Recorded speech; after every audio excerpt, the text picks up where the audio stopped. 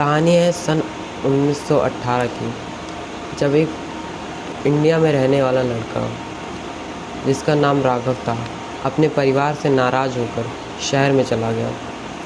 शहर में जाने के बाद उसे कुछ समझ नहीं आ रहा था। उसके पास कोई मकान नहीं था, बस केवल कुछ जोड़ी कपड़े थे और थोड़े से पैसे थे कि बहुत थोड़े से पैसे थे और उसके पास बाकी कुछ नहीं था। और उसने सोचा कि कैसे अब रहा जाए यहाँ। उसके परिवार से कुछ अनबन हुई होगी, इसलिए वो चला आया होगा। तो उसके पास कुछ तो था नहीं, तो उसने सोचा कहीं पहले रूम रेंट पे लेते हैं ताकि जहाँ रहा जा सके। तो उसके पास इतने पैसे थे कि वो कहीं रूम ले सके। उसकी उम्र अभी केवल 18 साल ही थी। तो वो गया एक सिंपल से कमरे में किसी से उसने रूम लिया। और जब उसने रूम लिया तो रूम बहुत बड़ा नहीं था, एक साधारण सा कमरा था। और साधारण सा कमरा था, वहाँ पे फ़र्श थी और बाकी सब जगह प्लास्टर नहीं था। और तो उसने सोचा अब क्या किया जाए और आगे की ज़िंदगी कैसे एंजॉय से जी जाए। तो उसने सोचा मैं क्या कर सकता हूँ। तो उसने दिमाग लगाया कि चलो एक ठेला लेते हैं और कुछ बनाने का सोचते हैं। तो वो ठेला लेने के लिए गया। तो उसके पास तब पैसे तो थे नहीं। तो उसने पहले कहीं काम ढूंढा। काम ढूंढने पर उसे एक काम मिला जहाँ उसने 10 दिन काम किए और उसके पास ठेले लेने के पैसे आ गए। और जब उसके पास ठेले लेने के पैसे आ गए तो वो उसने एक सिंपल सी दुकान में जाकर ठेला ले लिया। और उसने एक ऐसा ठेला लिया जिस पर चाट चाउमीन बेची जा सके और जिस पर समोसा बनाना आसान हो। और इस तरह उसने ठेला लिया और ठेले के बाद उसने कुछ सामान भी लिए जिससे कि बनाया जा सके, कि छोला समोसा ये सब बनाने के लिए मेवा मैदा और ये सारे सामान लिए उसने। तो उसने अपने आसपास एक बड़ी सी मार्केट देखी, तो मार्केट में गया और उसने अपना ठेला लगाया। शुरुआत में उसका ठेला नहीं चला और बहुत ही नहीं चला। पहले दिन तो उसके पास साधारण से रुपए आए, लेकिन आए, इतना उसका नुकसान नहीं हुआ क्योंकि मार्केट है, मार्केट में तो दुकान चलती ही है। तो उसकी दुकान थोड़ी सी चली। पहले दिन तो चली, उसके बाद दूसरे दिन आया तो और कम चली और तीसरे दिन आया तो और कम चली। चौथे दिन आया तो उसकी दुकान थोड़ी अच्छी चली। फिर एक आध 2 महीने तक उसकी दुकान बहुत ही नॉर्मल चलती रही, बहुत नॉर्मल।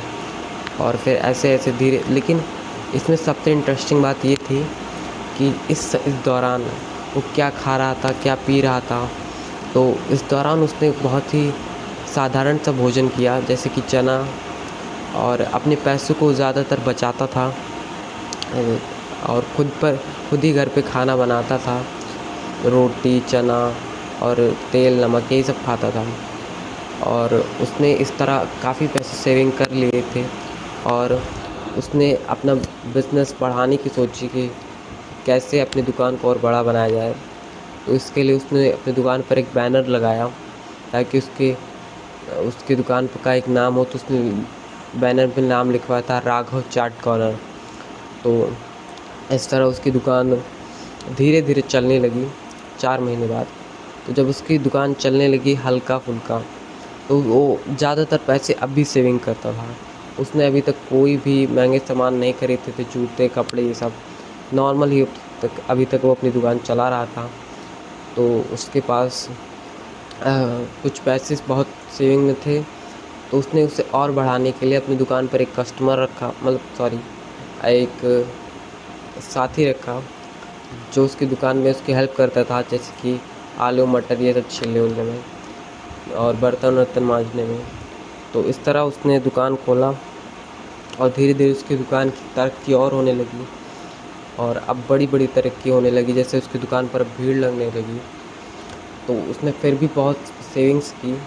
करीब 1 साल तक उसने और सेविंग्स की और उसके पास इतने पैसे हो गए उसके बाद कि वो अपने लिए एक दुकान खोल सके। तो उसने करीब 10 लाख रुपए की एक ज़मीन खरीदी।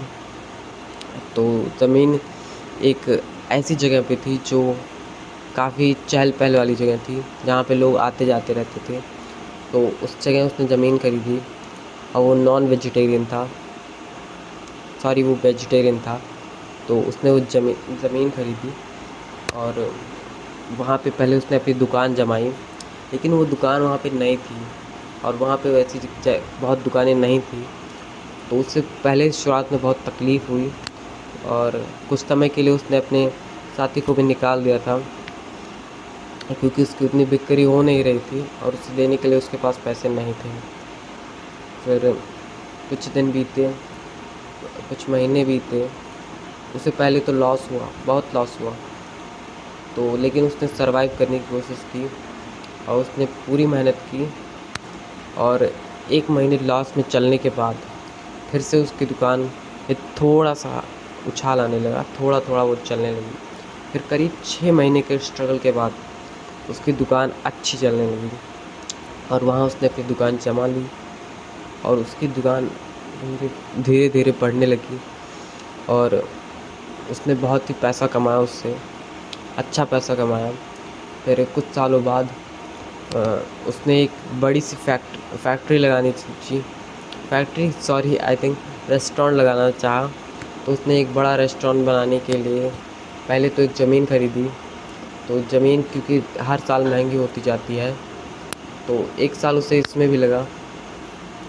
फिर ज़मीन खरीदने के बाद उसने करीब 2 साल और मेहनत की, बहुत मेहनत की और वो का केवल 20% भाग ही खर्च करता था, बाकी 80% वो सेविंग्स करता था। जितना उसने बचाया बहुत बचाया। उसने अभी तक अपना कोई घर नहीं खरीदा था। उसने काफ़ी मेहनत की और उसके बाद उसने एक रेस्टोरेंट खड़ा किया और अब वो उसी रेस्टोरेंट में रहने लगा। उसने उस रेस्टोरेंट की मरम्मत कराई और बहुत ही अच्छा बना उस रेस्टोरेंट को और वो धीरे धीरे करके बहुत ही फेमस हो गया और आसपास के जितने भी रेस्टोरेंट थे सब उससे चलने लगे और उसने बहुत तरक्की की धीरे धीरे धीरे धीरे और वो एक दिन शहर का सबसे बढ़िया रेस्टोरेंट बन गया। तो उसने सोचा क्यों ना अपने माता पिता से मिलकर आया जाए। तो माता पिता से अपने मिलने गया और वहाँ पर पहले तो उसके माता पिता बहुत खुश हुए उसे देखकर, लेकिन उसने अपने माता पिता के लिए बहुत सारे कपड़े भी लेकर गया, बहुत सारे गिफ्ट्स और ये सब लेकर गया। लेकिन उसके माता पिता की स्थिति बहुत दयनीय हो चुकी थी, क्योंकि उसके माता पिता एक साधारण परिवार से थे, जिसके कारण उनके पास बहुत ही पैसा नहीं था। तो उन्होंने जब उन्हें देखा तो बहुत खुश हुए पहले और उसके साथ उसका जीवन आगे बहुत ही अच्छा चलने लगा। और आपको पता है कि ये बहुत ही बड़ी कंपनी बन गई और इस कंपनी ने करीब 38 साल अपने शहर पर राज किया और इसी तरह की कहानी समाप्त होती है। और इस कहानी से हमें शिक्षा मिलती है कि अगर हम मेहनत करेंगे तो हम ज़रूर सफल होंगे। जय हिंद, जय भारत।